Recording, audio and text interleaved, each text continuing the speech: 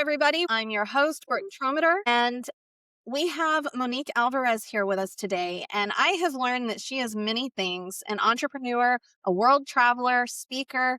But what strikes me most is her ability to hold space for realness. And whether she's building community through networking events or challenging digital norms, she shows up fully. And I find that is a very rare trait. So, thank you for joining us today, Monique. For those of them that don't know you yet, tell us a little bit about who you are and what you do. Well, Brooke, thank you so much for having me. And who am I? I'm at heart, I'm a small town girl who's been married for 18 years. I got two wild boys. I love being a boy mom. And I love gathering people. I love having conversations. I love cooking. I love eating. You know, you could probably get me to do anything. If you promised me banana nut bread at the end, I'll do it. Well, okay, well you are a girl after my own heart because I love banana nut bread, and the fact that you actually said banana nut and not just banana bread, you were my girl. See, there we go. My goodness, yeah. So you talked about being a small town girl.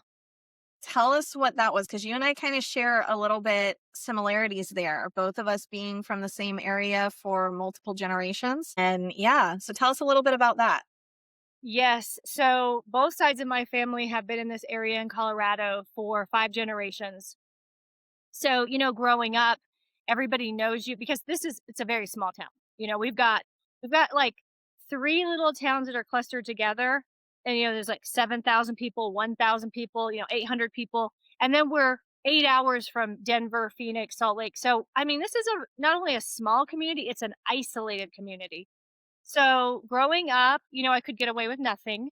Remember one time, so my dad is into cars and of course he got me into cars. So I had a 65 Mustang when I was 16. And there was a new boy who moved into town from California, and him and I went to lunch. And a lady who lived on the same street as us saw us on Main, and she immediately called my parents and said, "Monique has a boy in her car." So growing up in a small town, like everybody knows your business, everyone's watching you. Everyone knows not only you, but they know your mama, they know your grandpa, they know your cousin on the grandma's side, removed 3 times.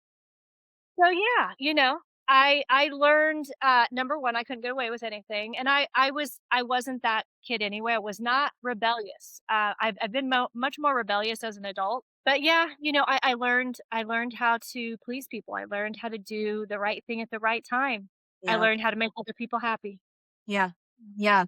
That's something I can totally relate to that. I had the same situation with my car and it was I drove down and I really wasn't doing anything. I was just on the opposite side of town. And even though at the time it was still a small town, it was really spread out geographically. Like there was a lot of area. And I had that with that, and I was on the south side of town, which, just odd. We lived on the north side of town. So I was all the way on the other side. I was probably, I don't know, 16 maybe. And yeah, I got the same thing when I got back home. My mom was like, "Yeah, I heard you were over at such and such." And I'm like, "What?" Like, how? She like, "So and so saw you over there." And it's like, "Geez, that's crazy." But yeah, you can never get away with anything. My family was well known because we are one of the older families in this area, so everybody knows everybody. And even if I don't know them, they know me. Yeah, that's the thing you learn fast. Hmm. They know Yep. you. And then, yeah. And you get good at talking to people because they think that you know them because they met you when you were 5 years old at a random church event or something, Yes. and you haven't seen them since then. And now it's, 10 years later and, oh, kind of thing. You're like, "Oh, hi." My grandma, one time, she asked me, she goes, we got through talking to somebody inside an Office Depot. And she was like, I turned to her afterwards and we walked out. And I said, "Who was that?"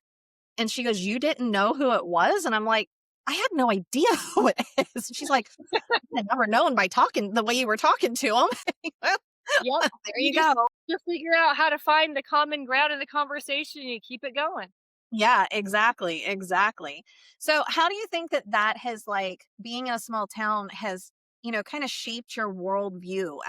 Because as you started, you're a traveler, but that kind of spread and went all kinds of places, but you started small town. Do you think that that had an impact on, your overall worldview when you started traveling and building your business?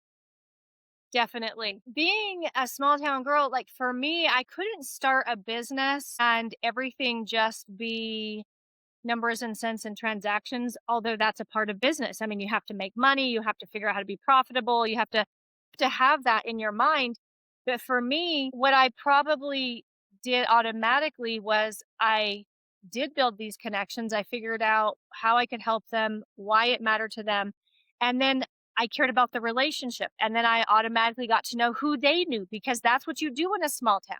I meet someone today and of course, I ask them their last name because I know when I talk to my dad 2 hours later, he's going to say, well, what's their last name? Is their family from here?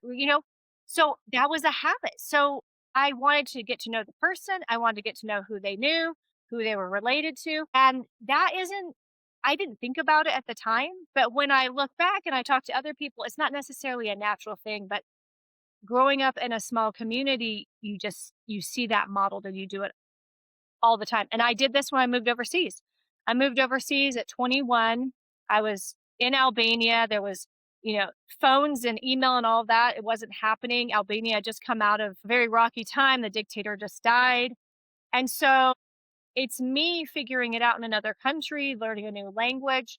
So I got to know my neighbors and I got to know who they knew. And then I was like, this is what I need help with, and I got to get my visa. So who do you know? So I just naturally go to the who do you know? Yes.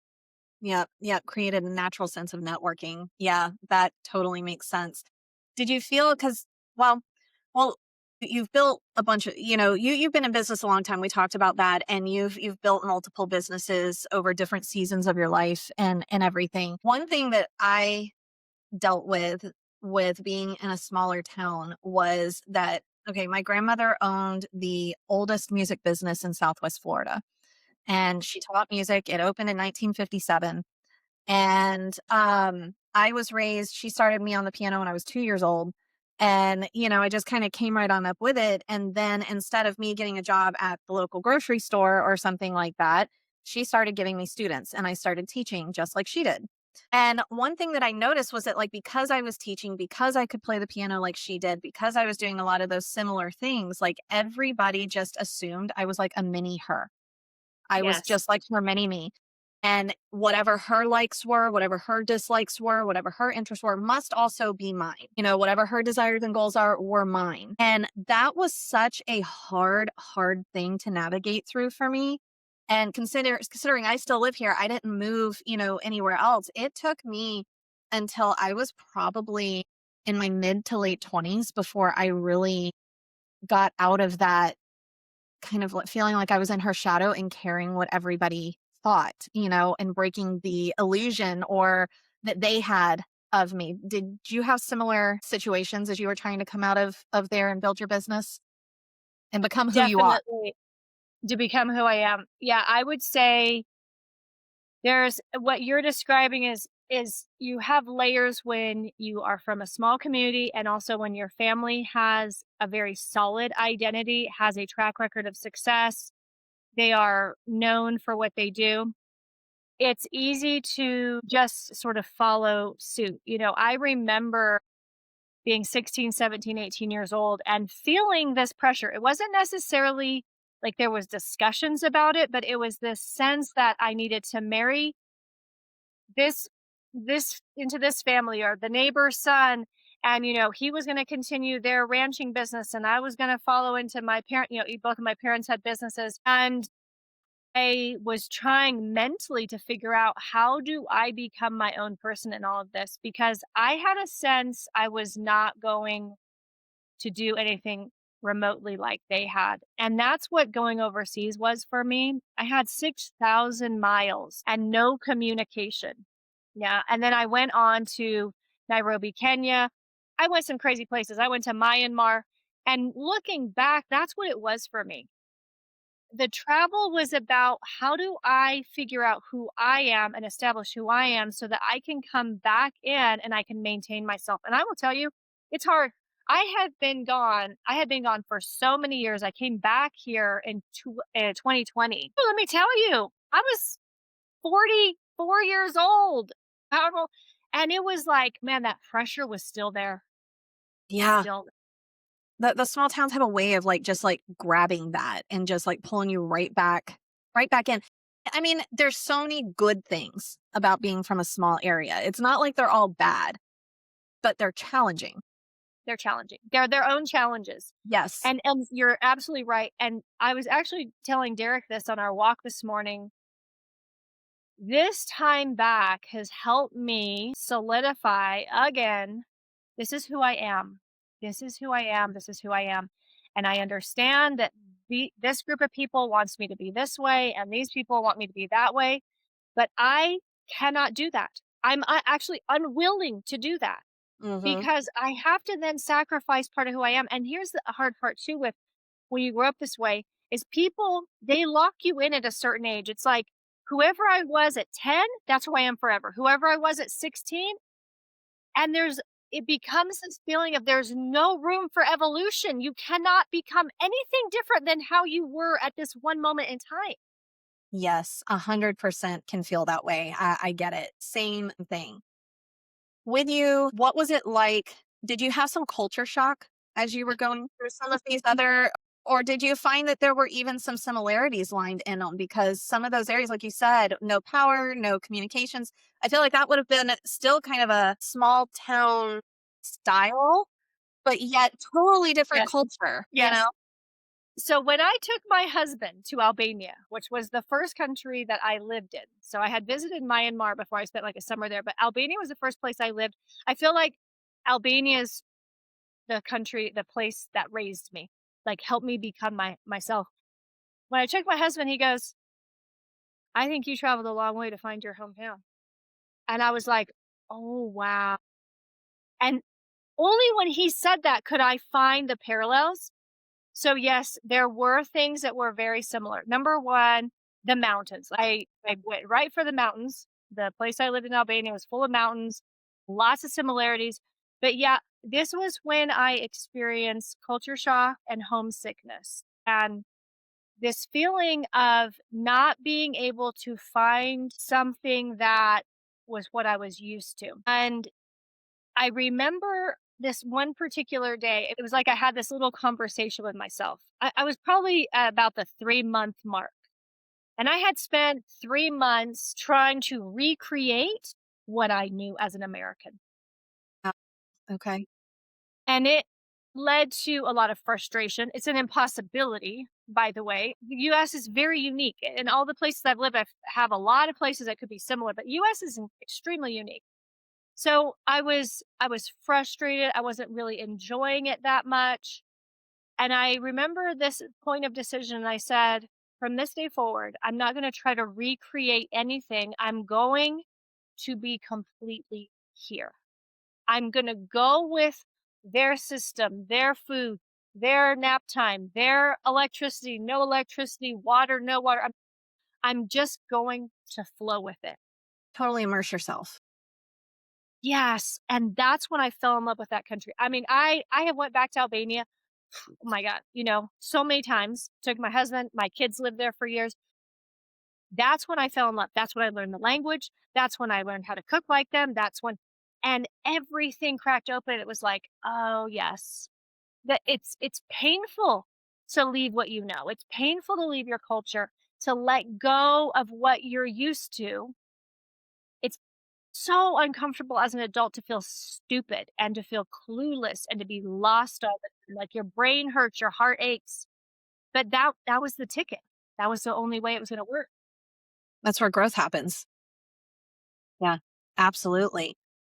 So we talked a little bit about you've built and rebuilt businesses multiple times, and you've, probably find that as you've built certain businesses in certain points in time in your life, they kind of reflected a little bit of something about you at that time. So what with what you have going on now, because you're kind of going through another reinvention, I would say, right now. What is kind of the story behind this particular evolution, and how is it kind of like following along with the season of life for you? So I'm turning 48 in a couple of months, and this season of life is it's not the go hard, it's not the set big goals. I already did all that. It popped up in my memories this morning of when I was featured in Inc. and Forbes and all the things, and I can look at it, I can smile, and I can appreciate that. But that's not the version of me that it's not what excites me today. It was in the spring. I had stepped out of the business as CEO for 2 years. I stepped back in about a year ago, and it was in the spring, you know, not that long ago. And my husband was said to me, if you didn't have to do anything anymore, and you didn't need to do something that made money, and that was not the focus. Leave all that. Set that all over there. What would you do? What would just light you up? And I was networking and throwing parties and connecting people and gathering people and hosting people. And that was it. It was like as soon as I said that out loud, everything just started clicking, and it was like, oh, okay, I know what I want to do.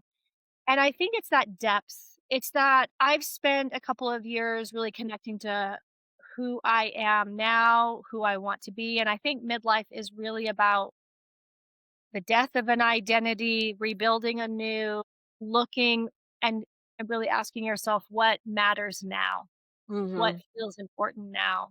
Yeah. And that's what feels important now for me. I mean, I get, technology is awesome. AI is a great tool. Be shut away in their own house and stare at their phone all day. But really, what I want to facilitate and cultivate is that that art of connection and conversation. And like you said at the beginning, being real with each other and doing life together. Yeah.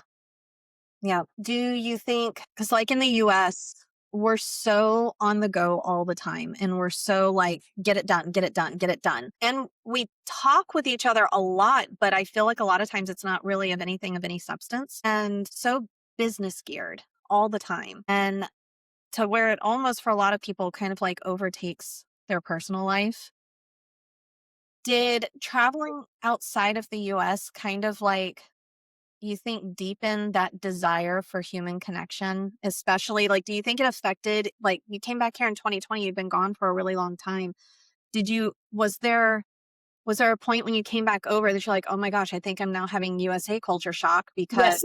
it's so disconnected? Do you know, 100%.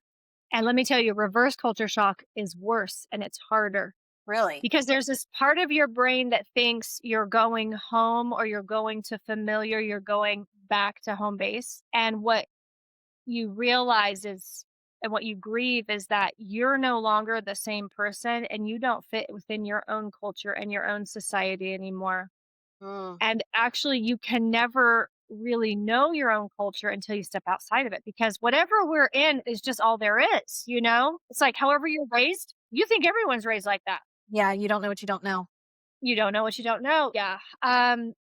The US is so every time that I have landed in the US after being gone for, you know, even a year at a time, much less, 4 or 5, I can physically feel it. It's this the whole body literally just it it's so fast, it's so loud, it's I said to someone, it's like being stuck in a ping pong machine. It's just you're Yeah, just spinning, you yeah. know? And there's aspects about the US, it's like very clear when I lived outside the US why the US is so rich and so successful. I mean, we're so ambitious. We're light years ahead of other places. I mean, seriously, it's hard to it was hard for me to see until I left. And there's a reason why, right? We think 24 hours a day of how to be more profitable and how to be better and better and better. But the thing that I learned living in some really poor countries is that we're not happier. Yeah. Yep. I would totally agree with that. Absolutely. And I think that's a thing, like people here, I believe they think like they talk about business life and their personal life as being two totally separate entities. And I don't know that that's true. No, Would you no, agree? I totally agree.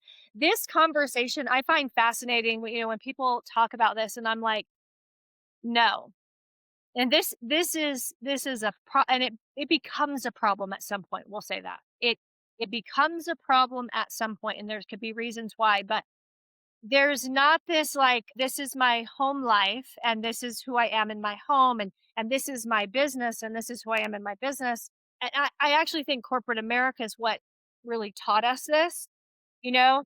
I saw a reel recently and this lady, like straight up, right? This is a corporate exec through and through. I call these pantsuit Mhm. wearing Susans, right? And she's like, I don't want any of my employees or any of my team to bring their authentic self to work. Leave that at home. Really? Said, I want machines at work. I want people who execute. And when she said this, I mean, it literally like, I felt like she ripped my heart out of my chest, you know?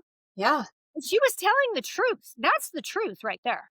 Well, I mean, you gotta respect at least the fact that she was honest about it, Straight up, you know? right? Yeah. She doesn't want you to come to work and be thinking about your children or, oh, I'm going to take off early to go pick them up or go to soccer. She doesn't want you to bring any of that. But guess what? We bring all of that. We are people. We cannot splinter ourselves. Try as we may, it doesn't work well. And our bodies take the brunt of that, our health. You know, speaking of how we pay the price, mental health is a rich country problem. It's a US problem. I was talking to someone and she had had anxiety her whole life, like debilitating, right? Mm, mhm. And when I tried to say other countries don't have that, she almost didn't know how to respond. She's like, "No, what?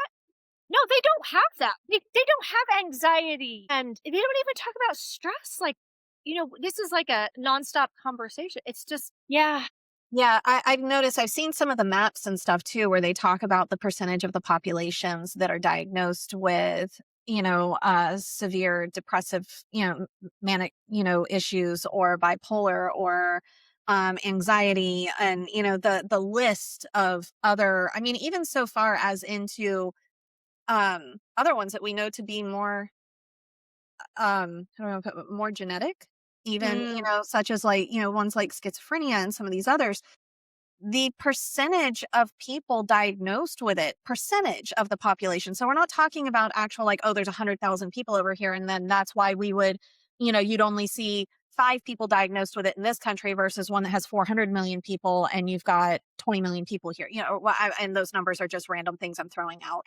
But no, percentage of the populations. You would think mhm, that percentage of populations would be similar, similar. if it was just something that we were just that wasn't due to outside forces. What do you think really like how do these other places manage that? Because it's not like I mean, yes, the US is essentially one of, if not the, most highest population of successful people in the world. Mhm, But not all I mean, there are successful people in every country. mhm. Is it the fact that when we look at that, that they're financially successful, or is there a different definition of success for them compared to They other define it differently. Yeah, that's a great point. They define success very differently than we do, Mhm. which means they approach their life differently, they approach their time differently, they approach everything differently. So, this is also what influenced everything that I have done is that in Albania, the structure of family is first. Okay, so they wouldn't do something that would jeopardize their marriage or their children's well-being or their time with their children. They also wouldn't do anything that would jeopardize their ability to have time with their parents or take care of their parents. So there's every situation is a multi-generational thing. So I remember this moment. I was 22 and I was invited, to lots of people's houses. And I remember the moment I was like, everywhere I go, there's grandma, grandpa, parents, and kids Mm, every single time. mm. No parents are raising their kids alone, and no household is like, "You're financially responsible for you, and we're financially responsible for us." In a lot of other cultures, they pool their money. Mm. Okay. So in the US, if I have a baby, then I'm gonna have to okay, so then the natural thing is my kid's gonna go to daycare, and I'm gonna go have a job, and so I'm Mhm. gonna pay the daycare an insane amount of money, and then I'm gonna go work, I'm gonna go home and try to cook dinner, right? And there's so little support on the outside, and if it is support, it's sort of an artificial, expensive support. So their definition is different, and so the way they approach it is differently, but we're also highly independent. I didn't understand how independent I was, and we are, Mhm. until I went. There was also a huge population of Koreans when I went to Albania. They were building hospitals and pharmacies and all these things. And they would go in groups of 30 or 50. They'd all rent a place to live in the same building. They'd all help take care of each other's kids. They all cooked meals at the same time for everyone. So every person didn't go to their house and cook dinner. Mhm. I learned from the Koreans, they pooled their money. They weren't related, they were friends, they were on the same mission, and they pooled their money. Interesting. I could see it with generational households. I'm surprised by community, actual community like that. That is, but I mean, it's brilliant. I mean, because it is one of those that, and it's brilliant if everybody's on the same page. I think what we get concerned about a lot here in the US, and I don't know, other cultures might have the same issue. I just don't know how they work around it. But you do have a good portion of people that it's like, I'm going to, yep, we're going to do all this, which means that I don't have to do as much. I can use the system per se, you Yeah. know? So, Brooke, this isn't gonna sound good, this is not politically correct, but, That's why we're on this show. It doesn't matter. problem with American society is we don't have the element of shame. Okay, so when I Yes. moved to Albania, I learned so there was no crime. I can walk. I was pregnant in Albania with 2 little boys, and I could walk the street at 9 p.m. to go get them chocolate from the little Italian market. Okay. Mhm, mhm. I never thought about it. I, crime does not happen. There's no homelessness. Why? Because if I commit a crime, I am putting shame on my family. Mm, Asians have a similar thing, right? There's this element of shame and there's this element of I represent my family and I bring my family down or I elevate the family, right? I elevate the community. So we don't have shame in our culture any longer. I think no. at one time we might have had some of that, but it's gone. And so when somebody, if we have a community and we decide we're going to work together and, Sally Sue over here decides she's going to work the system and she's not contributing, but she's taking, we live in a society that says, "Don't shame Sally Sue. She's doing the Mhm. best that she can." Other cultures go, "Sally Sue, that's not okay. That's shameful." This is the first phrase that I think I memorized in Albania is, "That's shameful." And Yeah. I mean, when you say that phrase, people straighten up. Like, "Okay, I got it. No, Mhm. the culture is a big part of it, right? And also we don't learn from yay high that you contribute to the whole and the whole is only as good as its members. It's very much like what have you done for me lately? That's the way we live. That's the way most kids are raised. Yeah. Today, definitely.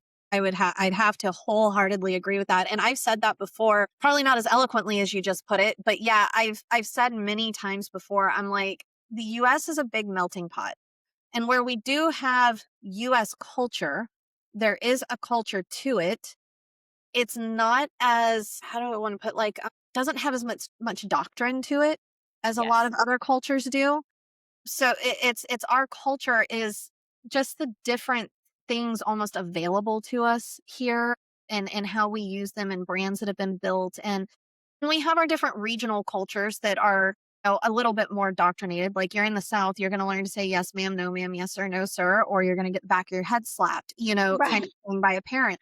I mean, to the point that, like, our 4-H that we have here, the youth program, what you probably familiar with it, being out in the remote area of Colorado there.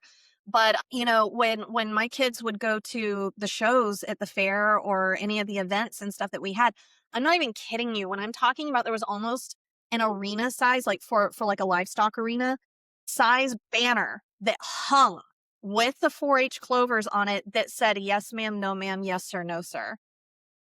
Bingo. You And I know? know exactly what you're talking about. We have 4-H here too. Yes, and I think what you're getting at is this. Part of what makes America America is that we welcome in a variety where we've got a lot of different flavors, right? And so part of our strength, every strength and every superpower has the other side of the coin, right? Mhm, It's a mhm, double-edged sword. mhm. So in our openness to a variety of peoples and cultures and traditions. We are tolerant of more things. Mhm. And it's so true. There's this book, and someone bought it for me, around my first year in Albania. And their culture, it's almost like it has a Bible. There's protocol, there's rules. Hospitality is the backbone of their culture. So you won't meet a Albanian that's not hospitable. It Mhm. it just doesn't happen. And so in our culture, we just have a lot of flexibility, and sometimes that is to our downfall. We need to have things that are like, this is acceptable and this isn't. Yeah, and I used to think that it was we had that melting pot aspect of everything where there, like you said, so many flavors. And then I was like, well, we have 350 million people, 400 million people in our country. How do it's really hard to like get that many people to stay on board with each other. And we're such a big country. So we're spread out everywhere too. I mean, I used to kind of think that, but then I sat there and as I got thinking about things too, and I'm like, well, dadgum, I'm like, China's got like a few billion people in it. And I'm like, you've got India that's like the second largest, I think, in population. And both of them still seem to have at least a common thread. Like there's Yes. there's small differences here and there amongst it. Like if you go in South India, there might, they're going to be a little different in some of the things that they're doing in Northern India. But there's a thread that kind of runs through all of it as to what is considered acceptable and what's not, and the response to that. Yes. Kind of, I think some of that, those two countries don't have the same amount of, well, as you said, flavor that the rest of us do. There's not been an influx of, the US is still small and it was built on people migrating from all different areas there. Whereas these other cultures like India and the ones, China, Japan, a lot of those like that. I mean, you're talking, these things are thousands of years old, not a couple hundred like we are, and it's been the same for all that time without a lot of mass immigration and a mass of different cultures coming in. And that's the only thing that I can kind of attribute it to. I agree. So we're a baby compared to other places, and most other places don't have that same kind of integration. There's Albanians live in Albania, Japanese live in Japan. It's a lot more cut and dry. Yeah, definitely. Definitely. So when you kind of look back at all of these experiences that you've had, all of the businesses that you've worked with, all the people that you've experienced and worked with, what did you learn through all of that that really, I mean, I guess like, was there a single thing or was there one main thing that you're like, yeah, this has like seriously changed over the last 20 years or over the last 10 years? And you're like, yep, nope, that, and there's an influence of that shapes how you approach business and how you approach life now. Yeah, it's interesting because I would say yes, like thinking about the wide variety of clients we've worked with and the different services and whatnot. I mean, what variety? So there's always been this lesson of number one, success isn't a particular, it's not particular to a certain type of personality or background. What I have found is I have seen people create success from insane businesses, like things you would never even think like you don't even know it's a thing, right? And also I've seen so many different types of personalities, backgrounds, ages. What that's taught me is that success largely is a choice, and success is largely grit and determination and perseverance. There's sort of short-term thinking people and there's long-term thinking people. So I've seen patterns and themes in terms of who does really well and who doesn't. And it doesn't it's a big mix. I think it comes down to this obsession and this passion, this commitment that's so rock solid. And also, what it's taught me so much about human nature. I find people are fascinating. I love people watching. I love going to busy places and just observing how people behave. Yeah. And business has been that for me. It's been a big experiment. It's been a lesson in human nature. And this is the thing. There's been some incredible lessons. Like, wow, what we're capable of is You could start with nothing. You could start, like you said, on the wrong end of town and the wrong side of the tracks and the wrong family and the wrong upbringing and the wrong education, and you can still like do incredible things. And then I've also seen this aspect of, you know what? Humans are kind of rotten in these ways, you know? The thing that has stood out to me the most about human beings is how dangerous and destructive jealousy and envy are. Mm, When I watch my clients who gained a tremendous amount of success, what that often created was a lot of jealousy and envy. People who had been cheering for them at one time who then wanted the collapse of them. I've experienced it myself as well. When people start looking at others and forgetting that they can create that for themselves and decide to use their energy to want something bad, wish ill and bad on them. This is something I find fascinating with humans. We're capable of so much. We usually misdirect our best resources. yeah. How do you navigate it, and then how do you suggest other people to navigate that kind of jealousy and that kind of negative sentiment, especially when it's a shift from people that were like, "Oh, yeah, go you," and then all of a sudden it shifts on them. That's an emotional toll. It's an emotional and taxing toll that people take, and we talked a little bit too, there's that bit of you have to deal with that when you live authentically and you're like your authentic self online in a public, world, or, even in a small town. How do you navigate that? It is challenging. I think the biggest thing that I would say is this is that if you are true to yourself and if you are committed to your dreams and your visions, I wish somebody would have told this to me 10 years ago. You will experience this. It's not a maybe or a might, or if you do everything right, you can avoid it. There was a part of me that I sensed it, but I had sort of this blind optimism, right? Like if you're a good enough person and if you're generous enough and if you work hard enough to prove it and all that nonsense.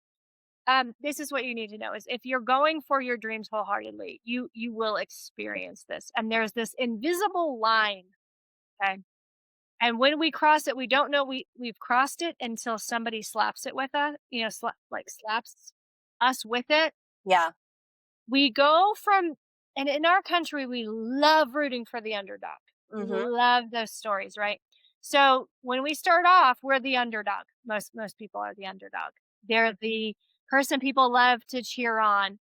And then when you hit a certain income level or a certain influence level, I find influence is just as big of one as income. Then they switch and they say, "Well, who does she think she is? Has she forgot where she's come from?" Yeah. Well, I know where she started. I know who she was when she was 17. And then all of a sudden that rug. So this is what I would say. Number one, if you know it's going to happen, it helps because the blind side is hard. Yeah. Absolutely. Yep. What I would say the most important thing that I've learned in this that I would offer to someone else is that the more dedicated you are and the more vocal you are and the more public you are, which honestly, it's the easiest way to be successful if you go on social media. If somebody tries to have a super successful, tiny little, business in the corner off the beaten path, that's a different story. Your inner circle is everything. Mhm. Incredibly particular about who you let in your inner circle. You will not have a lot of friends. You don't want a lot of friends because if you have a lot of friends, they're all just benefiting from you and you're not benefiting from them. But that inner circle, you need to listen with both ears. You've got to have your eyes wide open. The minute they make a sideways remark or they're not happy when you're happy, you need to make choices and decisions. Don't let it fester. Is it Don't let it basically? fester. It will Yeah. not get better on its own. This is what I've learned is once someone's jealous, they do not get over that jealousy. You don't turn that around. You literally have to remove that poison from your life. Oh, wow. Yeah. I can see that. Yeah. I mean, because it falls it's a thread. I see it, with that. I've always said that it's not about how many friends you have, it's about the quality of them that you have. And I know for myself, when I was probably 30, or my maybe a little later than that, maybe 33, 30, 34. I remember all of a sudden, like, starting to go through, and I'm just like, "Man, I just can't handle all these people anymore." Like, all this negativity that, because they would all come with the drama all the time. Yeah, And it was like, if you were being successful with something and they were dealing with the drama typically that they created in their life, then they didn't want to, what do they say? Misery loves company, you know? And it was such a common thread that I just started kind of like cutting people out. And I know a lot of people were like, I mean, including family, that's a that big was, one. that was there because and people are like, "Oh, well, this is that person to you, or this is, their family, their blood, they're this or that." And I'm like, "Okay, but that doesn't give them license to treat me poorly. That doesn't give them license to try to belittle me or try to tear down what I'm doing or whatever. If anything, because they are that to me, they should be rooting for me, not Exactly. hurting me." And today, I mean, I have a very tiny group of people that are around me today. I don't go out and do a whole lot of things. I'm, a homebody, or I'm over at like this, with that small little group of friends, and I have my close family and my immediate family, my husband, my kids, things like that. But did you find that there was a point in time, like in your life, that you were like, "Yep, nope, this is where I'm cutting people out. This is when I'm moving and kind of doing that same thing with what you're talking about?" Yeah. There have been rounds of purges, and the one with family can be particularly hard. For me, I kept giving family second and third and 14th chances. Mm. And I went through a massive purge of family 2 years ago. And it was just, I was done with it. And I had the aha that you said. I have been sitting here trying to give you the benefit of the doubt, and you should have been rooting for me. You should have been a better mom. You should have been a better uncle. You should have been a better cousin, right? Mhm. You Mhm. should have been a better brother. And Yep. so, since you have shown me over and over and over the course of years that you cannot and will not be that, you've got to go now because this is going to cost me too much. And I don't mean in terms of money, I mean in terms of this is now a threat to who I am and who I'm capable of being. If you can't accept me as I am and you can't be happy for me, then you just don't have a spot at the table. Yeah, 100%. It's so hard to do, but once you do it and you settle into it, and it the peace that comes over your life Oh is my gosh. almost deafening, isn't it? I mean, It is. And you said this. So a lot of times there's a lot of drama around these people who it's just a sign that we've outgrown them, right? And it was so hard. I felt like it took everything in my being to do this. Yeah. Especially since, I live a mile away from them. yeah. And that I will tell you, I had this moment. It was about a year after. And I was like, wow, our life is so peaceful. It's so clear. It's so still. It's so happy. And I don't miss that. And also, I didn't miss being the person who was constantly trying to make it work. I was constantly trying to justify myself, and I was constantly trying to prove what? Prove what? That I'm still a good person even though I've been super successful and made a lot of money? I mean, I can't spend time and energy doing that. Yeah. Yeah. I think there's something to be said for, you talked about how much it was gonna cost you.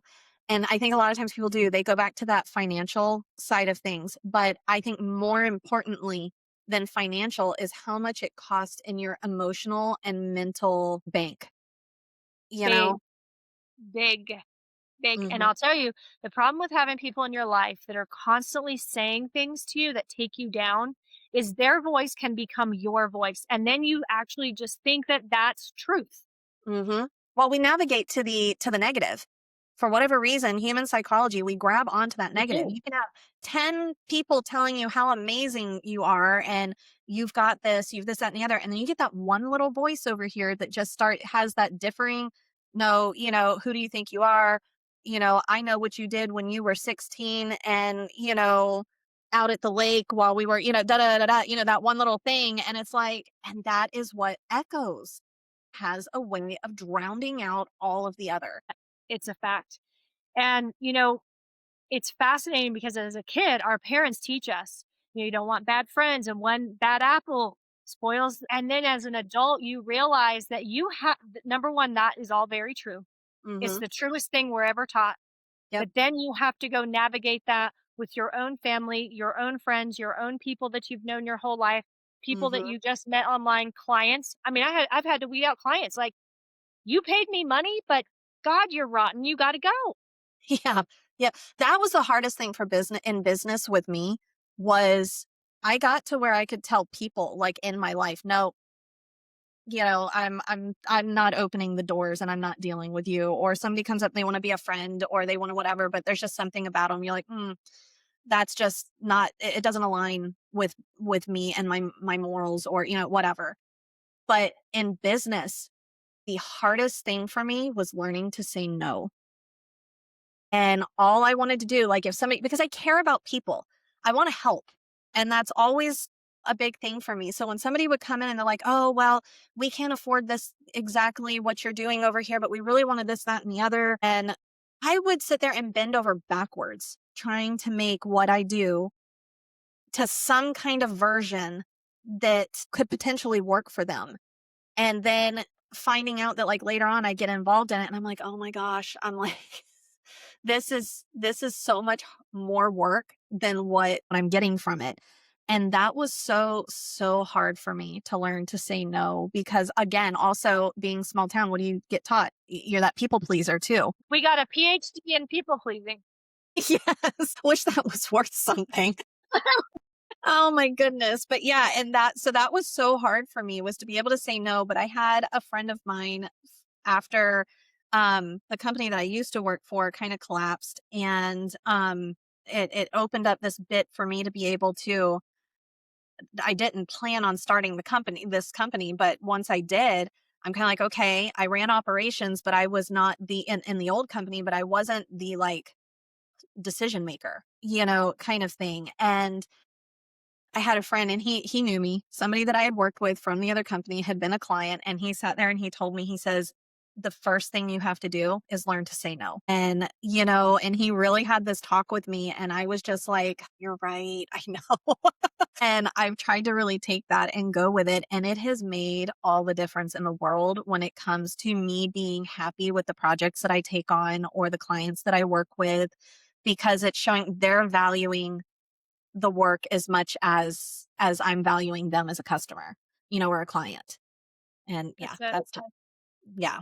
It's true. I do the same thing. I would accommodate. I do a different payment plan. I do a different package. I'd figure this out and that out.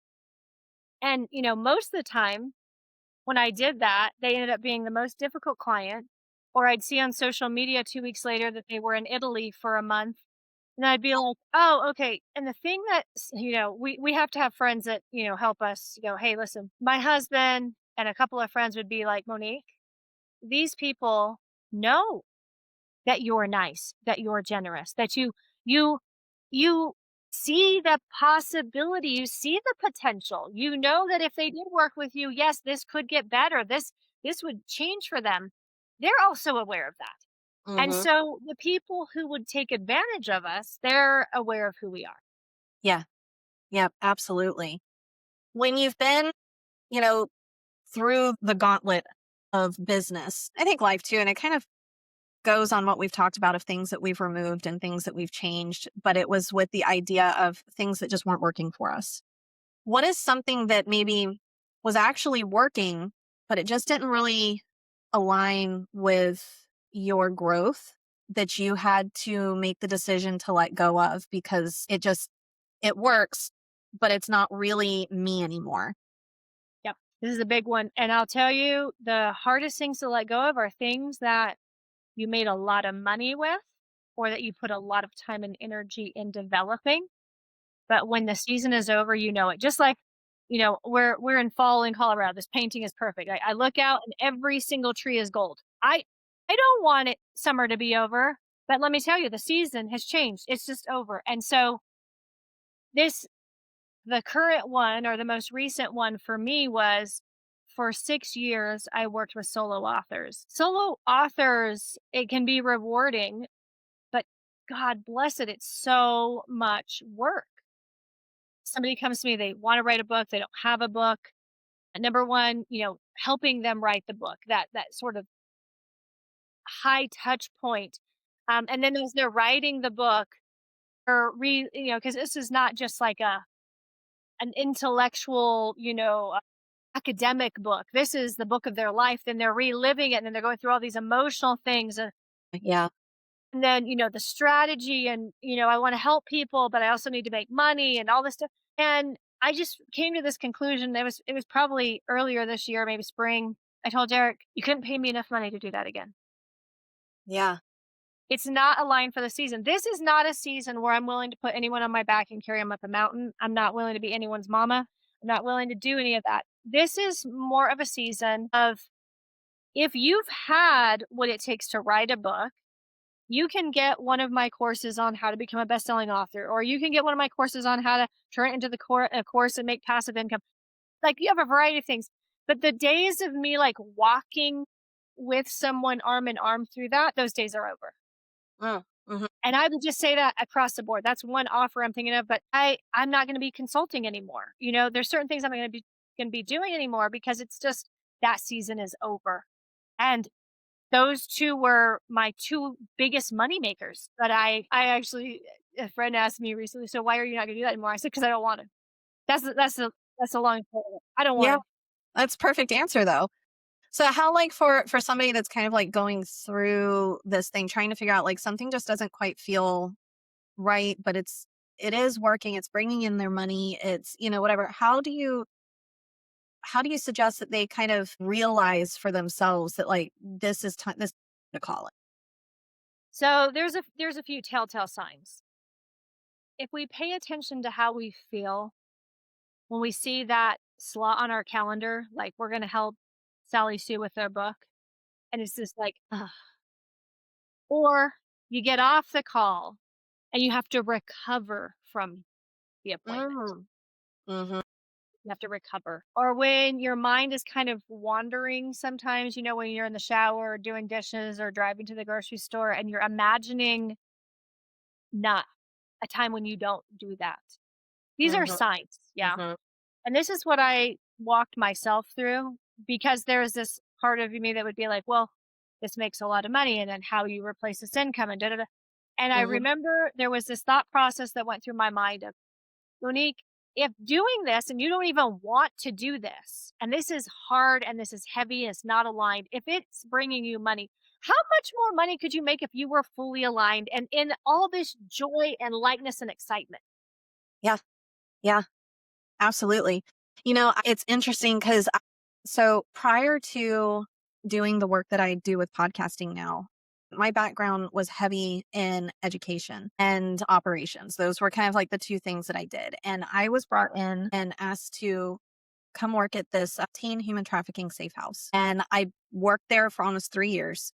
And I was so glad to go do it. It was like right at 2020, everything around here was shutting down, and I'm kind of like, I was lucky I'm in Florida. So, we were lucky it didn't hit us as hard as it did, a lot of places, but with the shutdowns. But when I went over there, I'm like, that's wonderful. My daughter at the time was uh going had just turned 6 years old, my youngest daughter. And I was like, I was feeling really down in that thing of like I'm just a mom, kind of feeling. And I was like, well, this will give me some purpose. I was feeling some real lack of purpose, at that point. And not to mention the fact that we could use the income more, and it was paying decent money. And I'm like, okay, well, I'll go over there. They wanted me to develop their education program for the girls because when they're brought in and put in these safe houses, they can't just go to a regular school, so they're kind of hidden away. So I went in there, I built the education program, taught them, did, all of that kind of stuff. But there was a lot of stress that was involved in it. I mean, the girls, the things they went through and you'd hear them talk about it and everything, it was weighing and it was taxing, but I could deal with that kind of stuff. But it was when we had to start dealing with the state to be able to like all of the background, all of the things that they wanted and the things they would do. And then over time, it was starting to get to the point, it was like, I don't even want to go to work. I don't want to be there. I don't want to, there was a lot of things like that that happened. And it I ended up wanting to come home because I homeschooled my kids too.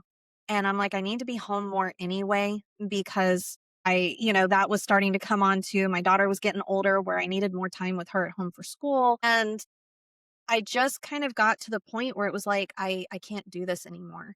Knowing that the job that I ended up getting was going to be part time, it was going to be paying about $7 less an hour to do it. I could do it from home. But the sheer fact of like when I stopped that job and I went to the new one, it didn't matter. And my husband was so wonderful because he even told me, he's like, we will figure out the money. He's like, we need you and we need you mentally there. And he's like, that's what's important. And I came home, got out of that. It took me a minimum of 6 months to get out of the survivor mode because of the stress that the state puts on you, with things. And I started getting to the point I'm like, well, I feel happy and I feel not stressed. So I must not be doing something right. It's like, that's what mental. I'm like, my boss is going to fire me because obviously I'm not doing something right if I don't feel stressed out because, but it was like, even though I was getting paid less, I was happier. And Yes. that mental cost, like we talked about earlier, of the old job compared to one, losing the financial benefit, of moving away from it, it was worth more than what anybody could have paid me. Bingo. Bingo. Yeah. It's so true. When it starts weighing heavy, it doesn't even matter anymore what it's paying. Hmm. Too Yeah, much. absolutely. Um, with that, there's a lot that goes in, I think, with business and building it and knowing when to cut things out, when not to, that relies on intuition. And what, how does that play into your decision making? I mean, you just kind of just said, like, I just don't want to. That's why. But, like, how does that intuition and using intuition versus just, well, this just logically, this doesn't make sense, or logically, it does make, this over here makes more sense. But then your intuition is just like, I don't know. And it can seem like you're getting ready to enter into something that might be a little bit more counterproductive. So, how does that play a part for you? It's a huge part. And I'm glad you brought this up because a lot of people think of business as spreadsheets and numbers and data and, profit and loss and all of this. For many people, I think it's much more intuitive than is usually talked about. Hmm. Believe and I observe and hope that we're coming back to a place where, as human beings, we value that more openly. And this is actually a bigger part of the conversation because when we are connected to our internal voice, our intuition, when we're connected to something bigger than us, if I'm connected to God, if I'm connected to this idea that I'm here for a bigger reason, Hmm. there's a reason why I'm here, Hmm. then we can hear that, those nudges, we can feel it, we can follow our intuition, we can have faith, and we can trust. Hmm.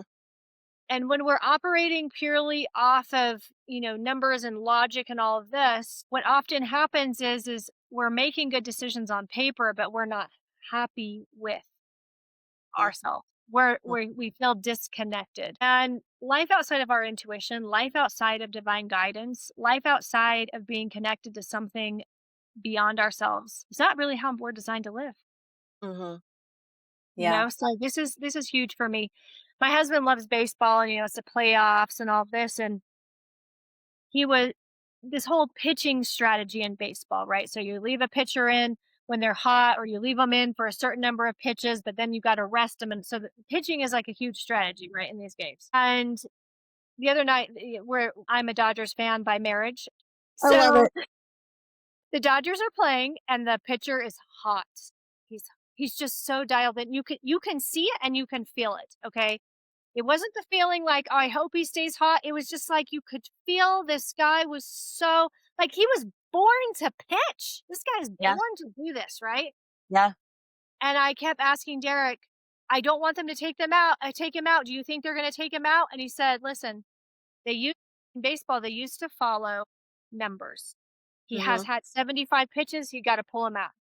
He said, but some coaches are changing it. They're not making decisions on data.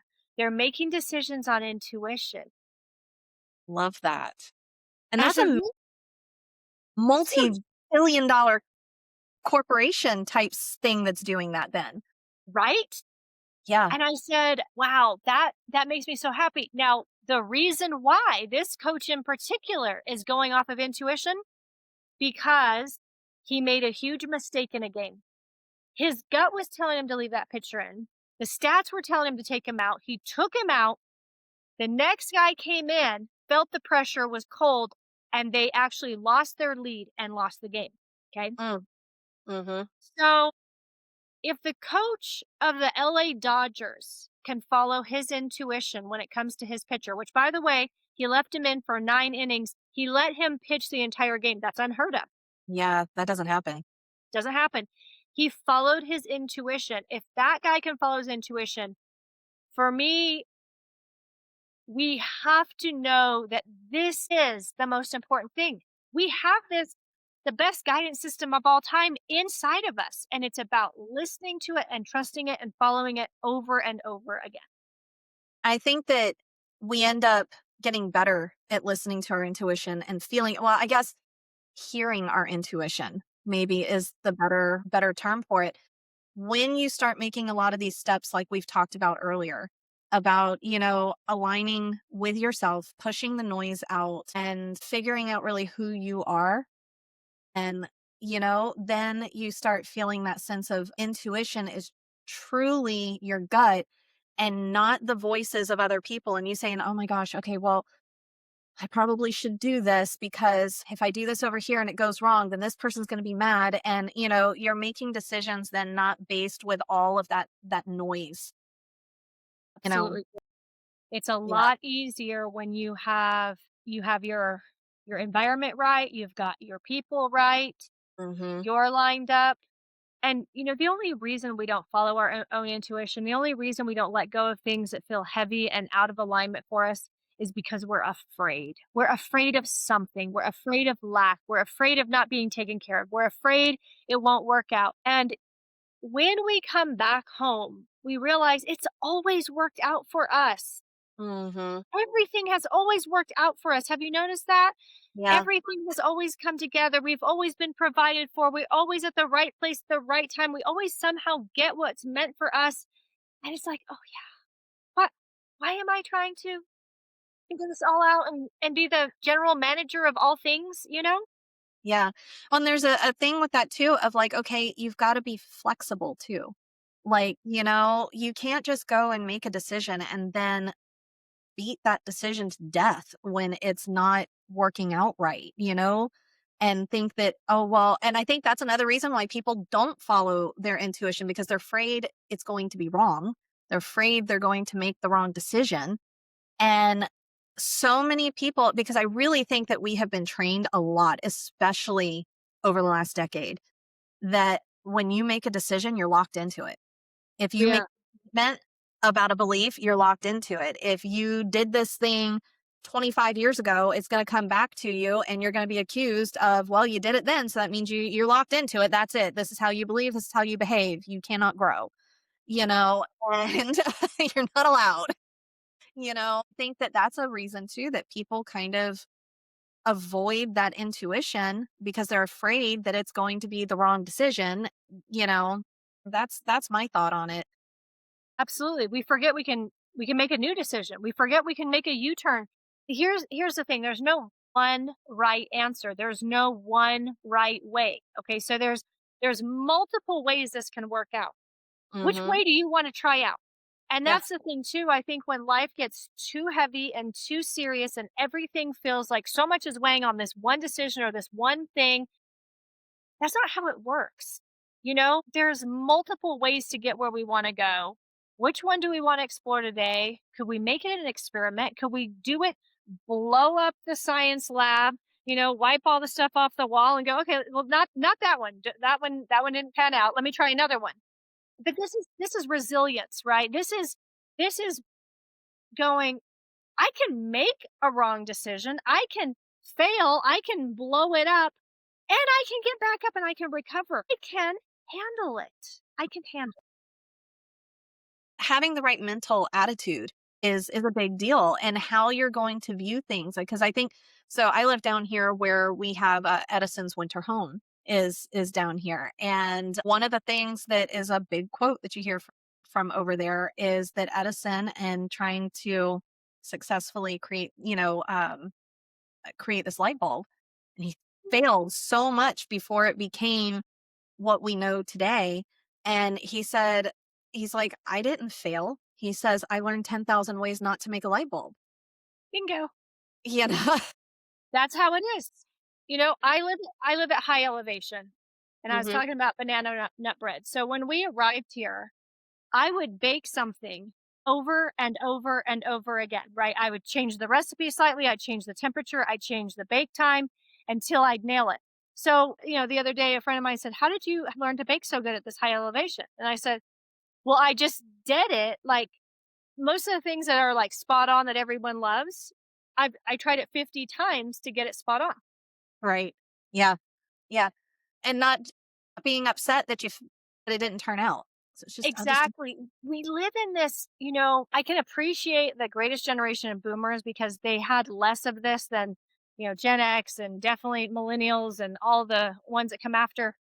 We have this idea that it's going to work the first time, that mm-mm.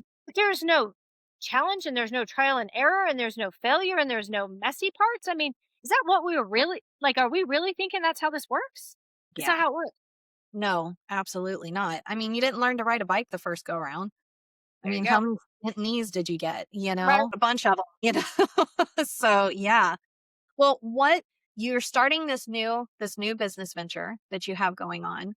So we know that that's kind of next for you, but what else do you have? You want to tell us a little bit about that, and like what's next for you really personally and professionally, and what are you being pulled towards?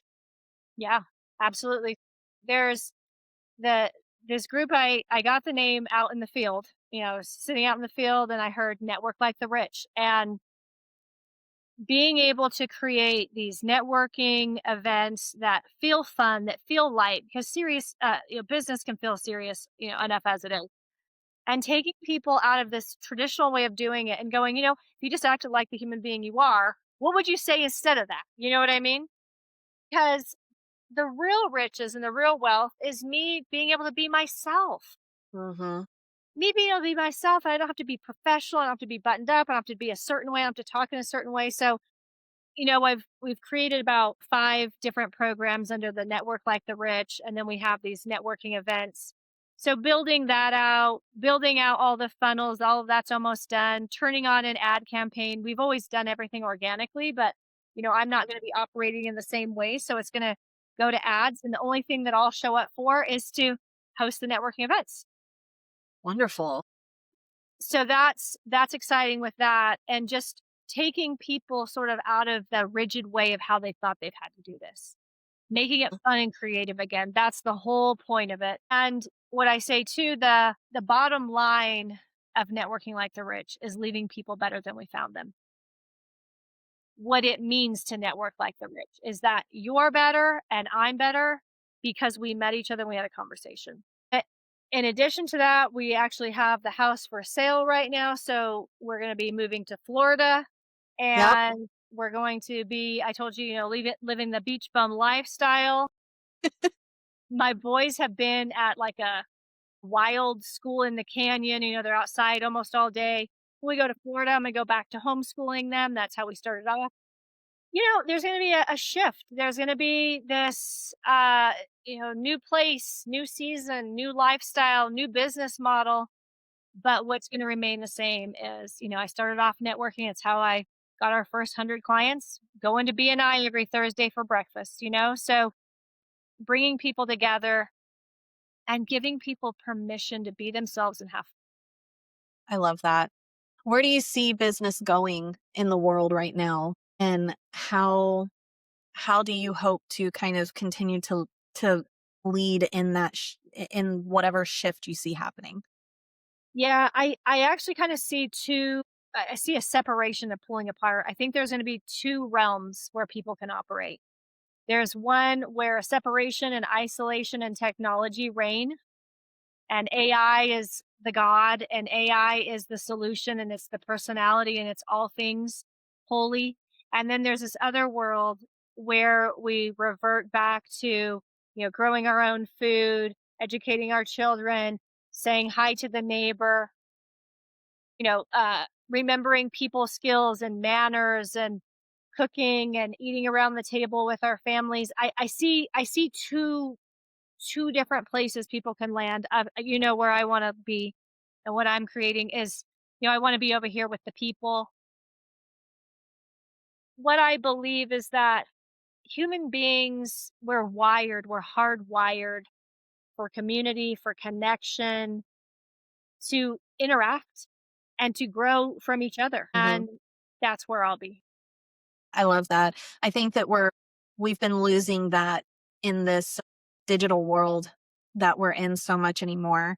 And then you brought it, when they brought AI into the mix, and it has just exploded so exponentially. I mean, it's so much that, like we had talked a little bit before, people are relying on it so much that it's kind of they're letting it become their personality, and they're not letting their true self shine through. And I think we're starting to see, at least in my opinion, I'm starting to see a lot when I'm watching people on social media chat and different ones like that. They're getting tired of the AI. They're getting tired of the fakeness. I mean, it was already bad, like, online, where you'd sit there and like everybody would take these perfectly placed photos and they look amazing and they're this, that, and the other. Like, we don't have that, nobody's living that life. That's not real. Yeah, exactly. We don't know the chaos that is behind all of that moment. That was already, people were kind of like comparing themselves and like, not with the social media. But now that you have so much of the AI running, I think people are truly becoming thirsty and hungry for connection. And my oldest daughter's Gen Z, like an elder Gen Z. And she's very much an introvert to start with. I mean, she's not like a big, like super social person. Social situations kind of exhaust her. But one thing that I've been seeing with her, and I've been listening to conversations, she's 21, but I've heard conversations with her friends and other people in her age bracket that have been around, and they are nearly tired of social media. And they're tired of the fakeness that's on there and the lack of human connection that they're starting to see. And it's neat to see this generation that has really grown up like that, Mm. you know? They're naturally yearning for something different. Bingo. I agree. One of the things that I have done here locally is host dinner parties and whatnot. And I know in Florida I have so many ideas of what to do in person. And I think that is the key going forward, is if people will look at what they offer through that lens of connection and know that that desire is there, Mhm. even from people who didn't feel it so much before, or it might not even be typical of their generation, because like you said, these younger generations, they've been hooked into technology for a long time, some of them from the womb, right? But it's a human urge. It's going back, this is human nature. So Yeah. So let's move with kind of some silly rapid fire questions, if you don't mind, as yeah, we're let's do it. kind of like, I've already held you for an hour and 20 minutes already. So let's start first off. What was your favorite book in high school? My favorite book in high school? Let me see here. That's a good question. This is okay. There we go. Truth. There, it just came to me. The Bible. That was my favorite book in high school. Really? That is amazing. That's a unique book for a high schooler to be like. I mean, I love it too. Don't get me wrong. I mean, but and I don't know. I went to a private school, Baptist school, until 8th grade. So I had it every week, or I mean every day just about. Yeah. Okay. So the Bible. I love that answer. That's awesome. Okay. What is your favorite dessert? Gosh. So chocolate souffle. Souffle. Love it. Okay.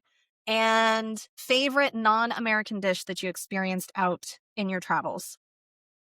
Albania has this lamb with vegetable, almost like a stew, Mhm. and they also have a fish soup. I dream about both those dishes. I recreate them from time to time. Those are my favorite dishes. Yeah. Okay. And if you I know this is kind of one of those, like, probably one you've heard before. If you could pick an animal that best reflects your personality, what would that be? Honey badger. Honey badger. Okay. Awesome.